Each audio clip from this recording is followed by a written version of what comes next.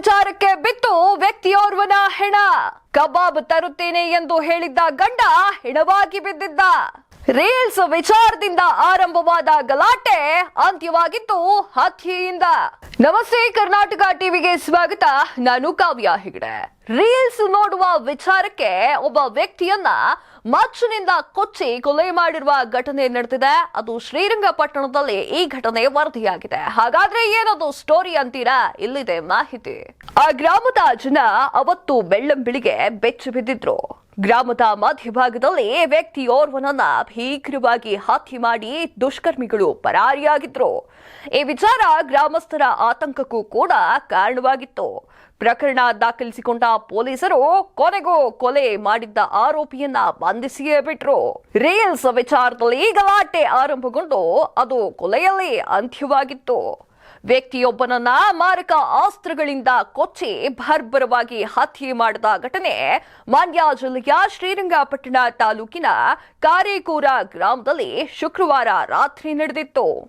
ಇದೀಗ ಪೊಲೀಸರು ಆರೋಪಿಯನ್ನ ಬಂಧಿಸಿದ್ದಾರೆ. ರೀಲ್ಸ್ ವಿಚಾರವಾಗಿ ಆರಂಭಗೊಂಡ ಗಲಾಟೆ ವಿಕೋಪಕ್ಕೆ ತಿರುಗಿ ಕೊಲೆಯಲ್ಲಿ ಅಂತ್ಯವಾಗಿದೆ. ಈ ಕುರಿತು ಶ್ರೀರಂಗಪಟ್ಟಣದ ಟೌನ್ ಠಾಣೆಯ ಪೊಲೀಸರು ಪ್ರಕರಣವನ್ನ ದಾಖಲಿಸಿಕೊಂಡು ತನಿಖೆಯನ್ನ ಮಾಡಿ ಒಬ್ಬ ಬಾಲಾಪರಾಧಿ ಸೇರಿದಂತೆ ಗ್ರಾಮದ ನಿತಿನ್ ಎನ್ನುವ ಆರೋಪಿಯನ್ನ ಕೂಡ ಬಂಧಿಸಿದ್ದಾರೆ. ಅಂದಹಾಗೆ ಪೇಂಟ್ ಹಾಗೂ ಪ್ಲಂಬಿಂಗ್ ಕೆಲಸ ಮಾಡುತ್ತಿದ್ದ ಯೋಗೇಶ್ ಎಂದಿನಂತೆ ಡಿಸೆಂಬರ್ 8ರಂದು ಸಹ ಕೆಲಸಕ್ಕೆ ಹೋಗಿದ್ದ. ಸಂಜೆ ಪತ್ನಿಗೆ ಕರೆ ಮಾಡಿ ರಾತ್ರಿ ಕಬಾಬ್ ತರುತ್ತೇನೆ ಎಂದಿದ್ದ. ಹಾಗಾಗಿ ಪತ್ನಿ ಮಂಜುಳಾ ಸಹ ಮಕ್ಕಳ ಜೊತೆಗೆ ಕಾಯ್ತಾ ಕೂತಿದ್ಲು. ಆದ್ರೆ ರಾತ್ರಿ ಎಷ್ಟೇ ಹೊತ್ತಾದ್ರೂ ಯೋಗೇಶ್ ಮನೆಗೆ ಬರಲೇ ಇಲ್ಲ. ನಂತರ ಯೋಗೇಶ್ಗೆ ಕಾಲ್ ಮಾಡಿದ ಪತ್ನಿ ಸ್ವಿಚ್ ಆಫ್ ಎಂದು ಕೇಳಿ ಬಂದಂತೆ ಫೋನ್ ಇಟ್ಲು. ಆದ್ರೆ ಬೆಳ್ಳಂಬೆಳಿಗ್ಗೆ ಯೋಗೇಶ್ ಸಾವನ್ನಪ್ಪಿದ್ದ ಸುದ್ದಿಯನ್ನ ಸ್ಥಳೀಯರು ನೋಡಿ ಕುಟುಂಬಸ್ಥರಿಗೆ ತಿಳಿಸಿದ್ರು. ರೀಲ್ಸ್ ವಿಚಾರಕ್ಕೆ ಬಿತ್ತು ವ್ಯಕ್ತಿಯ ಹೆಣ. ಇನ್ನು ಎಂದಿನಂತೆ ಕೆಲಸಕ್ಕೆ ಹೋಗಿದ್ದ ಯೋಗೇಶ್ ಕೆಲಸ ಮುಗಿಸಿಕೊಂಡು ವಾಪಸ್ ಶ್ರೀರಂಗಪಟ್ಟಣದಿಂದ ಗ್ರಾಮಕ್ಕೆ ಬರ್ತಾ ಇದ್ದ. ಗ್ರಾಮಕ್ಕೆ ಬಂದಾಗ ಸುಮಾರು ರಾತ್ರಿ 9 ಗಂಟೆ ಆಗಿತ್ತು. ಇದೇ ವೇಳೆ ಗ್ರಾಮಕ್ಕೆ ಬರುವ ಅಂಗಡಿ ಮುಖಾಂತರದಲ್ಲಿ ಗ್ರಾಮದ ಯುವಕರಾಗಿರುವಂತಹ ನಿತಿನ್ ಹಾಗೂ ಆತನ ಸ್ನೇಹಿತ ಕುಳಿತುಕೊಂಡಿದ್ರು. ಈ ಇಬ್ಬರು ಕೂಡ ಯೋಗೇಶ್ಗೆ ಸಾಕಷ್ಟು ಪರಿಚಯ ಇದ್ದಿದ್ರು.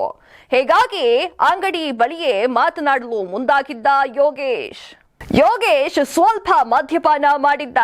ಇನ್ನು ಅದೇ ವೇಳೆ ನಿತಿನ್ ತನ್ನ ಮೊಬೈಲ್ನಲ್ಲಿ ರೀಲ್ಸ್ ಅನ್ನ ನೋಡ್ತಾ ಕುಳಿತುಕೊಂಡಿದ್ದ. ಇದೇ ವೇಳೆ ಕೆಲವು ರೀಲ್ಸ್ಗಳು ತೋರಿಸುವಂತೆ ಯೋಗೇಶ್ ಸಹ ಹೇಳಿದ್ದ.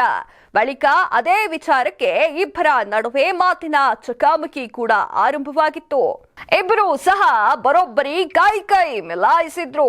ಇನ್ನು ಈ ಇಬ್ಬರು ಗಲಾಟೆ ಮಾಡುವ ವೇಳೆ ರಾತ್ರಿ ಆಗಿದ್ದರಿಂದ ಗ್ರಾಮಸ್ಥರು ಕೂಡ ಓಡಾಟ ಮಾಡ್ತಿರ್ಲಿಲ್ಲ. ಹೀಗಾಗಿ ಗಲಾಟೆ ಮಾಡಿಕೊಂಡು ಯೋಗೇಶ್ ನಿತಿನ್ ಅನ್ನ ತಳ್ಳಿಬಿಡ್ತಾನೆ. ಯೋಗೇಶ್ನ ಗಾಡಿಯಲ್ಲೇ ಇದ್ದ ಮಚ್ಚು ಇದನ್ನ ಎತ್ತಿಕೊಂಡು ಯೋಗೇಶ್ಗೆನೆ ಹಲ್ಲೆ ಮಾಡ್ತಾರೆ. ಮಚ್ಚಿನೇಟಿಗೆ ಯೋಗೇಶ್ ಸ್ಥಳದಲ್ಲೇ ಸಾವನ್ನಪ್ತಾರೆ. ಹಾಗಾಗಿ ಕೊಲೆ ಆರೋಪಿ ನಿತಿನ್ ಹಾಗೂ ಆತನ ಸ್ನೇಹಿತ ಇಬ್ರು ಪರಾರಿಯಾಗ್ಬಿಡ್ತಾರೆ. ಇನ್ನು ಪ್ರಕರಣ ದಾಖಲಿಸಿಕೊಂಡ ಪೊಲೀಸರು ಕೊಲೆಯಲ್ಲಿ ಭಾಗಿಯಾಗಿ ಮೈಸೂರಿನಲ್ಲಿ ತಲೆಯನ್ನ ಮರೆಸಿಕೊಂಡಿದ್ದ ಆರೋಪಿ ನಿತಿನ್ ಹಾಗೂ ಮತ್ತೊಬ್ಬ ಬಾಲಾಪರಾಧಿಯನ್ನ ಬಂಧಿಸುತ್ತಾರೆ.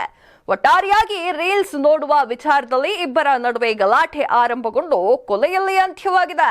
ಇದಿಷ್ಟು ಈ ಹೊತ್ತಿನ ಸುದ್ದಿ. ಮತ್ತಷ್ಟು ಸುದ್ದಿಗಾಗಿ ನೋಡ್ತಾ ಇರಿ ಕರ್ನಾಟಕ ಟಿವಿ. ಇದು ಕನ್ನಡಿಗರ ಧ್ವನಿ.